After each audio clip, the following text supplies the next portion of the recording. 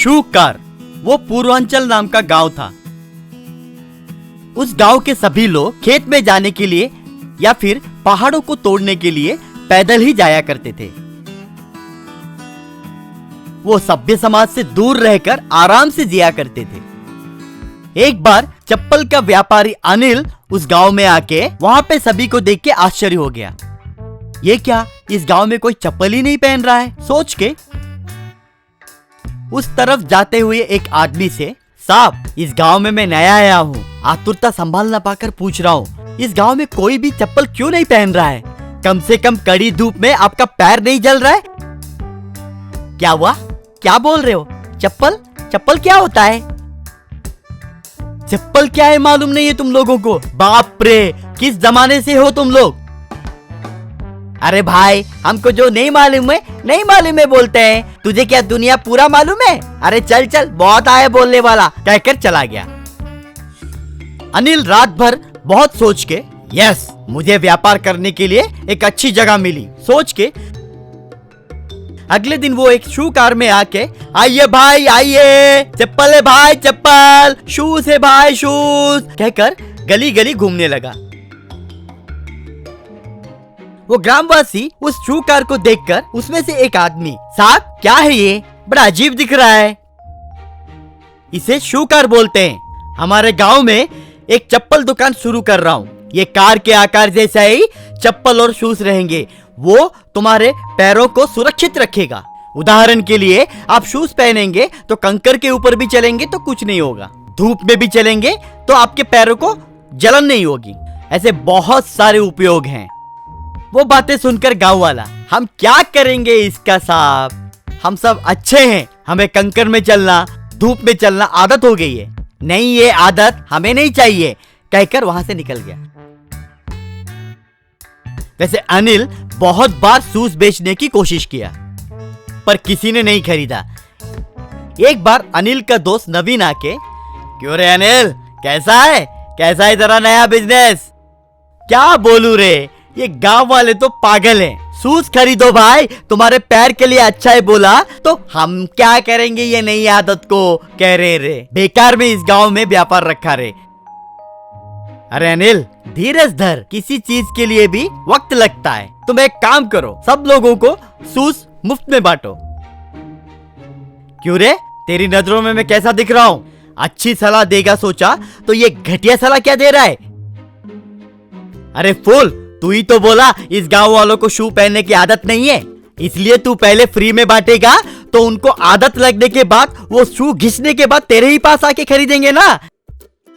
अनिल वो बातें सुन के, अरे काका क्या आइडिया दिया है रे।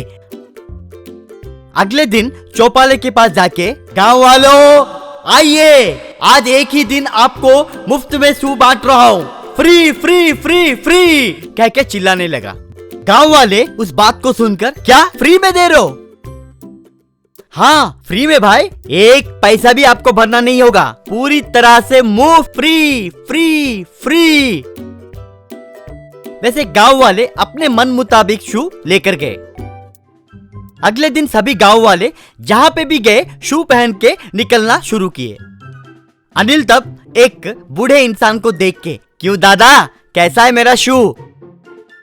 बढ़िया है, अच्छा है, बहुत नरम है, बिल्कुल दर्द नहीं हो रहा है।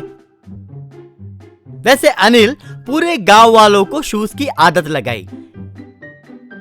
एक गांव वाला अनिल के पास आकर, अनिल साहब आपका शूज बहुत अच्छा काम किया, एक कंकड़ भी मेरे पैर में नहीं लगा और धूप के महीने में गर्मी पता ही नहीं चला, पर मेरा शूज अभी घिस गया है। अच्छा वैसा क्या सर, तो नया शूज खरीदिए सर। खरीदना है, फ्री में नहीं। क्या बात कर रहे हैं साहब, हर बार मुफ्त में कैसे दे सकता हूँ, आपको डिस्काउंट दे दूंगा, डिस्काउंट में आपको 1000 रुपए में मिलेगा। तो गांव वाला मन ही मन, फिर से ये पैर में कंकर लगना, धूप में पैर जलना, ये सब दिक्कत क्यों अभी मुझे, 1000 रुपए डालूंगा तो वो शू खरीद सकता हूँ ना, सोचकर ठीक है अनिल साहब वो शूज मुझे दीजिए कहकर पैसा दिया। वैसे हर एक को अनिल ने अपना शूज बेचा और अच्छा पैसा कमाया।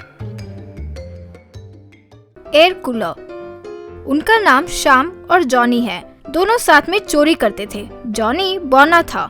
एक बार जॉनी शाम से, भाई खजाना पूरा खाली हो गया। हमारे तय किए अनुसार हम चोरी साल में एक ही बार करेंगे और पूरा साल उस चोरी से मिले पैसों के साथ बिताएंगे।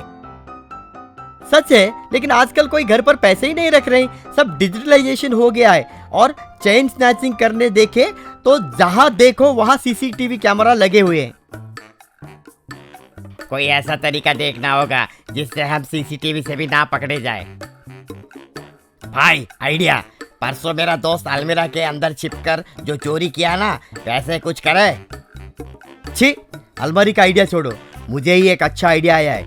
सुनो, हम एयर कूलर सर्विस करने वालों की तरह जाएंगे। मैं तुम्हें उस कूलर के अंदर रखूंगा, तुम कूलर में बैठकर पूरा दिन निरीक्षण करो और रात होते ही चोरी करके कूलर के अंदर छिप जाओ, तब हमें कोई नहीं पकड़ पाएगा। उन दोनों को आइडिया अच्छा लगने से वे कूलर वाले घर की खोज करने लगे। एक सेठ के घर गए और वहाँ शाम सेठ से, सेठ जी, आपके एयर कूलर के रिपेयर के लिए आए हैं। वो मेरा बेडरूम में है, वो बहुत बड़ा है, क्या तुम उसे रिपेयर कर पाओगे? सेठ जी, हमारे लिए कूलर जितना बड़ा हो उतना कंफर्ट है, आप दिखाइए सेठ जी। इस तरह शाम मरम्मत करने का नाटक कर रहा था और जॉनी किसी को दिखे बगैर कूलर के अंदर छिप गया। शाम को सेठ पूरा सोना एक छोटे से लोहे के बक्से में छुपा दिया। ये सब जॉनी कूलर के अंदर से देखा और शाम को तुरंत फोन मिलाया और कहा, मुझे पता चल गया कि सोना कहाँ है, रात में चोरी कर दूंगा, तुम सुबह आके मुझे इस कूलर से निकालो। उस रात जॉनी कूलर से बाहर आया, लोहे के बक्से से सारा सोना चुरा लिया और वापस कूलर के अंदर चला गया। अचानक गर्मी के कारण सेठ नींद से उठकर, वाह बहुत गर्मी है, सोचकर कूलर चालू किया। अंदर जॉनी, अरे बाप रे, ये कूलर ऑन कर दिया रे, सोचकर कुछ न कर पाने के कारण यूं ही खड़ा रहा। कूलर का पानी जॉनी के सर पर गिरने लगा। सुबह सेठ नींद से उठकर, अयो अयो, मेरा पूरा सोना गायब हो गया, कहते हुए चिंतित हो गया। इतने में जॉनी कूलर से अच्छे ये जोर से छींका। वो आवाज सुनकर सेठ, अरे ये कौन छींका, कहते हुए इधर उधर ढूंढने लगा, लेकिन कोई नहीं मिला। जॉनी अंदर जोर से कांपने लगा। अरे सेठ, जल्दी से कूलर बंद करो, मैं यहाँ कांप रहा हूँ। इतने में जॉनी दूसरी बार जोर से छींका और सेठ को डर लगने लगा। सेठ तुरंत, अरे लाला, प्यारा, मोटू, छोटू सब आओ, कहते हुए पुकारने लगा। लगता है घर पर भूत है और वो चीख रहा है। इतने में जॉनी फिर से छींका। सब बाप रे भूत, कहते हुए वहाँ से भाग निकले। सेठ तुरंत एसआई को फोन किया और उसे सब कुछ बताया। एसआई तुरंत घर आया और क्या भूत ने छींका, कहते हुए पूरा घर ढूंढने लगा। यहाँ कहीं भूत नहीं है सर। जॉनी को फिर से छींक आ रही थी। हे भगवान, इस बार ये चीख को रोक लेना। यूं वो सोच ही रहा था, हाँ यूं छींका। वो आवाज सुनकर जब एसआई कूलर के अंदर जाकर देखा तो उसे वहाँ जॉनी अंदर नहाते हुए दिखाई दिया।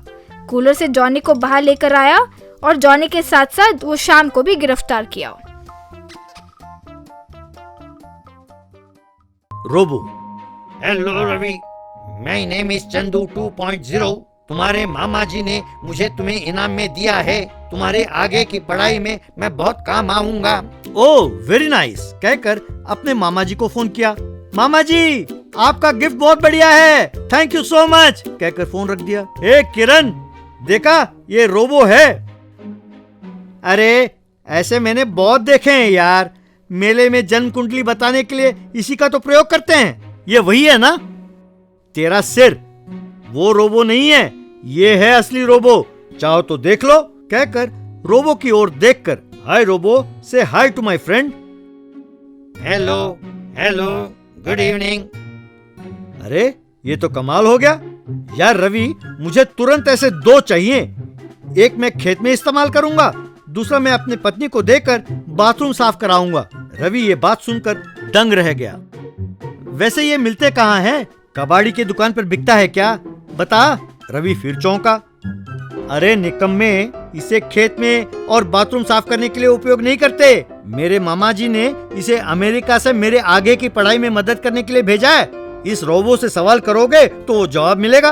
अच्छा अच्छा अच्छा अच्छा, इससे सवाल करना होगा।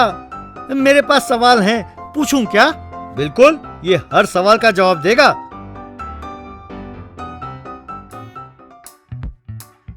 रोबो चाचा, मेलेडी चॉकलेट इतना चॉकलेटी क्यों है?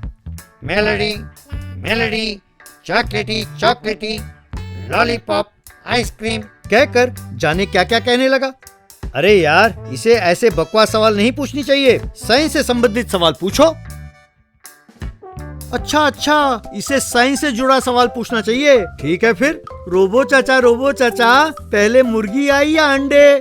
मुर्गी अंडा chicken biryani, chicken 65, egg omelette. Kiran हंसते हुए ये क्या, इससे पूछा कि मुर्गी पहले आई या अंडे, तो ये एग ऑमलेट और चिकन बिरयानी की बात कर रहा है। यार, मुर्गी पहले आई या अंडे, पेड़ पहले आए या बीज, तुम ऐसे बेतुकी सवाल करोगे तो इसके कैसे समझ में आएगा? कोई जनरल नॉलेज का सवाल पूछो। अरे तुम्हें कुछ नहीं मालूम। ठीक है, रोबो चाचा, पोती की दादी की दूसरी बेटी के दीदी का पति कौन है? Beep beep beep, shutting down कहकर ऑफ हो गया।